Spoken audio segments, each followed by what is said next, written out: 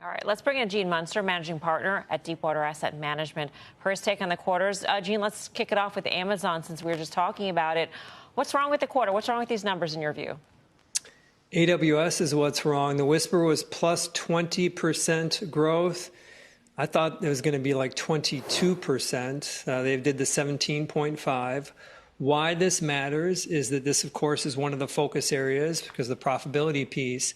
But if you look at the gap between what happened with AWS, Azure, and Google Cloud over the last 3 months, they have been losing share over the past couple of years. They lost at a greater pace in the June quarter. That's a problem.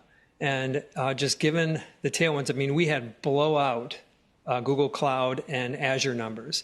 And the fact that we basically had similar growth in June versus March, 17-ish% growth. I mean, that says something. The guidance, I mean, just to put in a perspective of how much the street focuses on AWS, their revenue guidance for June, if you take the top end of their guidance, which typically they exceed that, means 13% growth for September. The street was at 9%. I mean, it was a great guide. And the operating income guide, they always guide low. You got to look at the top end. If you look at the top end of the operating income, they would guide it higher. So I think this really speaks to it's all about AWS. And I don't know what's wrong with it. I don't know why it shouldn't be growing faster given all the goodness that's happening in the cloud side. Gene, it's Karen. Thanks for being on. So getting at the heart of the matter there, is there an explanation that would make you more comfortable? What's the one that, oh, that makes me comfortable, demand's still there, they just have to gear up and spend, and then it will fill in, the margins will improve, or we're seeing a slowdown, pricing's under pressure? Well, the tide is so much in AWS's favor. The one piece that we need to find out is how much of that performance was capacity constrained. They said in the March quarter that they were capacity constrained on AWS, and that led to analyst expectations inching up for growth rates in the back half of the year.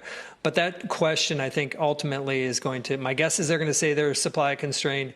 But even, I mean, they would have to be really supply constrained to have justified that number. So I think there just is still something deeper here. I think the automation piece, there's so much goodness going on in their retail business. Gross margins are going up. Operating margins 2 years ago were 3.5%. They're 11.4% this quarter. I mean, just a lot of good things in retail. But I'm kind of tone deaf if I focus on the retail business. It's all about AWS. So what do you suspect is going on with the AWS business? I mean, is their product inferior? Is it, I don't understand like what it could be. Microsoft's just, marketing better. There's a better stack there. I don't know. Yeah, I think that they're probably just doing a better job of integrating those AI models into the overall system. That's Azure. It's just been a cloud-first company for Azure, and I think that probably is impacting it. Hard to say. They should be benefiting. They wrote the playbook, and now they're not seeing it. Barron's had a headline, Gene, today, or it was a line in an article today. Microsoft is evolving into the world's most important company. And when you talk about how Microsoft is maybe superior now to AWS and inherently superior to Alphabet, given its positioning, do you agree with that? I mean, Microsoft's obviously important, but they're just not innovating at the same pace. I mean, Azure's, it's great. It's breathtaking what's going on there.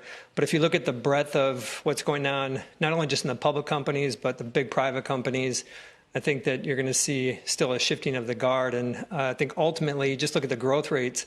Microsoft guided to 18% revenue growth. I think that that's great, up from 14%. This is for their September quarter. But for a company to be like truly magnetic, I think that it needs to be kind of in this mid to high 30% growth, and that's probably not Microsoft.